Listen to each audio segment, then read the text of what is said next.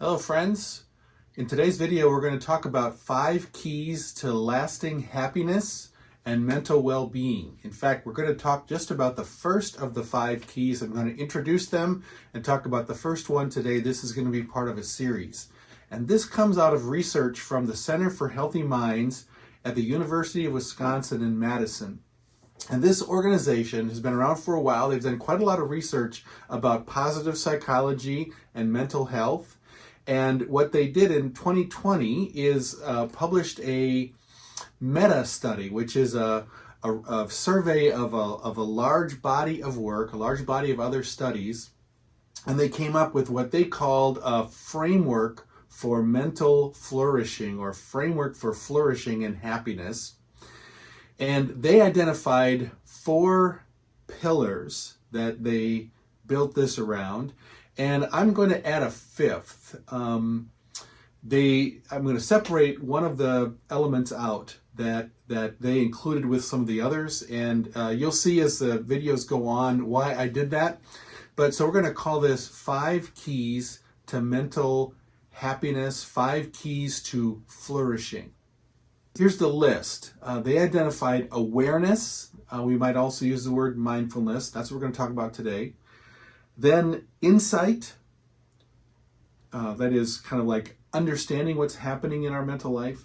Then connection, purpose, and the one that I'm adding is authentic spirituality. Once again, they included this in some of the others, and I'm separating it out and identifying it as its own separate issue. Okay, so let's talk about the first key. And they use the word awareness. Sometimes people use the word mindfulness. It's being attentive, being focused and aware of what you're doing, what's happening around you, and also what's going on in your inner life. In other words, this would be the opposite of just going on autopilot.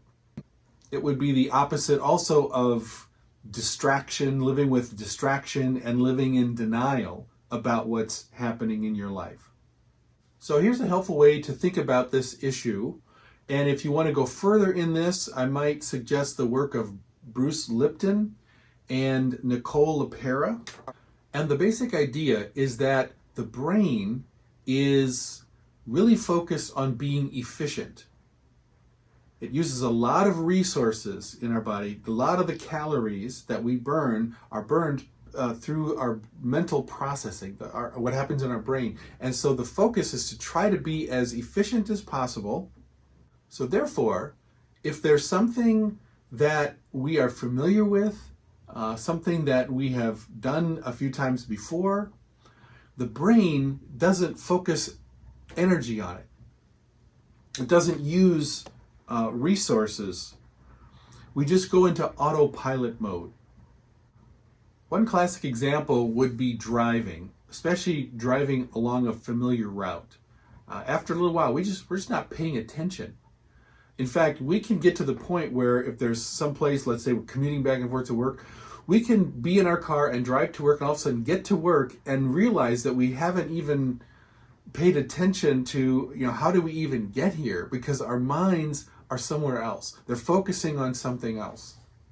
Bruce Lipton points out that one of the reasons that going on vacation or traveling or even getting into a new relationship, let's say a new romantic relationship, one of the reasons that life seems so much more full and rich and vivid when we're doing that is because we're paying attention.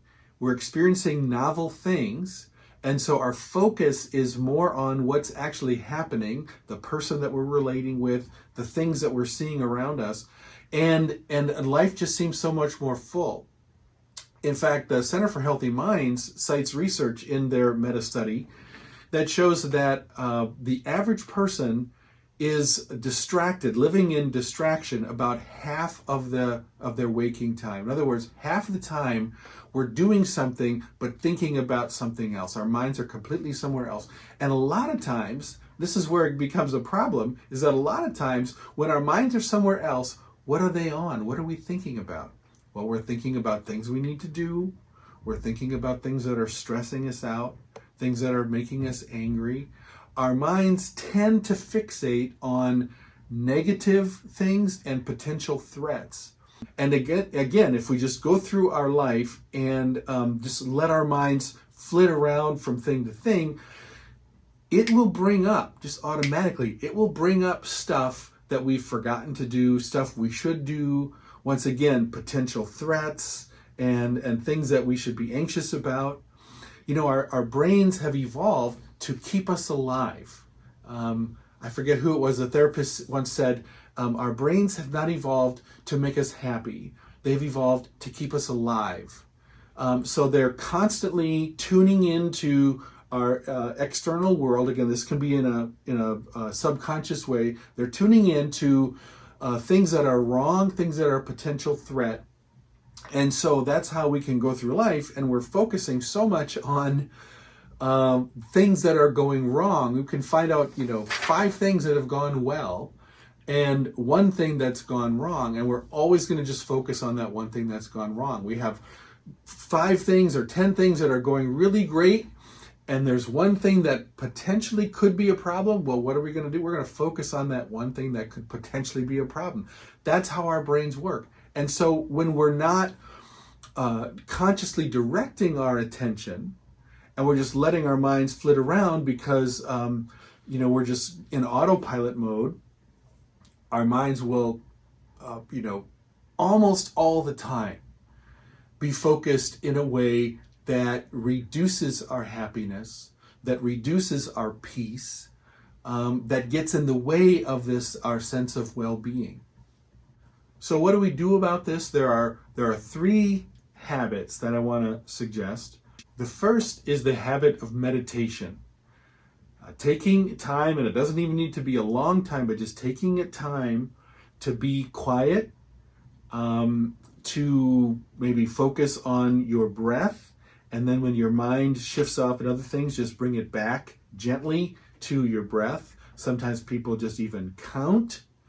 Sometimes people will focus on let's say a scripture passage, and then when your mind shifts away to something else, you go back to that scripture passage. Another thing you can do is to pray. And so you have a kind of a quiet mode, and then if a thought or something comes up, you just turn that into a prayer, and then just go back to your breath or your scripture passage. This is really helpful because what you're doing is you're training your mind. You're training your mind to redirect when your attention shifts or focuses to something else. Again, you're not going to beat yourself up about this because it just always happens. But it's a matter of then, when that does happen, being able to redirect and refocus your attention. Another habit that we can engage in that can help us with this is a regular writing practice. And maybe that would be in the morning or maybe it'd be in the evening, but you just write down, let's say you do it in the morning, you take a piece of paper or open up your computer and you write the word yesterday, and then just write about what you experienced yesterday, what happened, any feelings you have. Sometimes, especially if you haven't done this for a while, you will notice that you'll just start to vent. A lot of negative feelings might come up, worries, stresses, frustrations. And what's helpful to know about this is that that comes out like that because this stuff's been stewing inside. And then you start to write, and you do this for, a period of weeks, let's say, maybe not every day, but ideally every day. You take a little time to do this. And what happens is you get some of that stuff out, and you get more clarity about things that have been just sort of spinning around in your subconscious or spinning around in the back of your mind. And that allows you, again, to connect with what's been happening in your internal life, as opposed to just living in denial or ignorance of it. If you were to do this practice in the evening, then you just write today, and then go back and kind of reflect on what happened throughout your day. The third habit or practice is to add some white space into your life.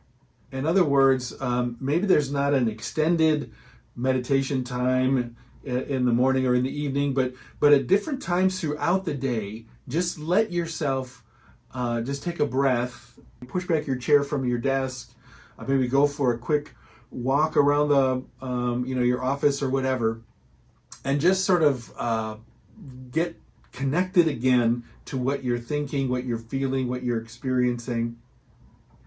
Dr. Nicole LePera talks about this, particularly for people who have been traumatized.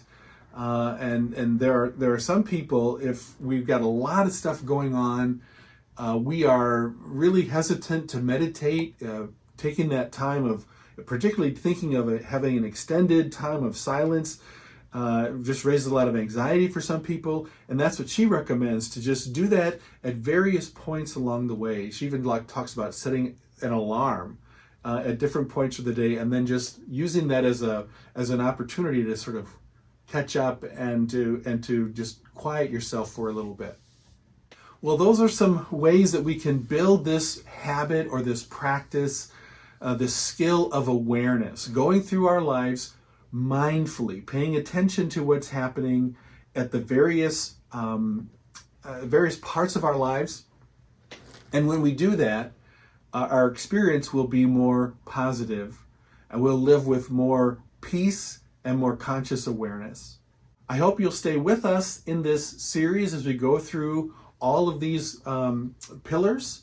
And I hope, if you haven't done so already, that you will subscribe to this channel and get more teaching in the weeks and months to come about mental well-being, mental health, and how spirituality can play a role in that.